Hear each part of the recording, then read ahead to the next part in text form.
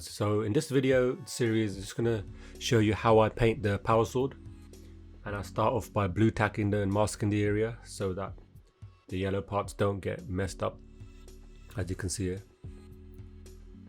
Alright, the next step, so then what I do, I move on to Calendar Sky, the Citadel Air range, and I'm just base coating the sword right now. Normally I would spray it white and then do it, but I'm just going over it in blue at the moment, and then we'll start working on the highlights. And moving on to the stage of the highlights, I start off with Lothon Blue from the Citadel Air range, and I'm just working from the tip upwards, just creating a gradient.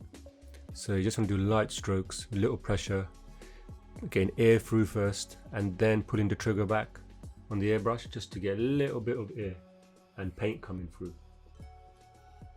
And now we're just moving on to just gradual highlights now. So using Lothon Blue, we'll just add Skull White to the mix. Then we'll get it a bit lighter. Then we'll start adding it from the tip, going up a little bit, not all the way.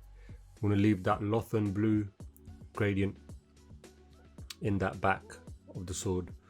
So you're just continually highlighting until you get it lighter and lighter to the tip.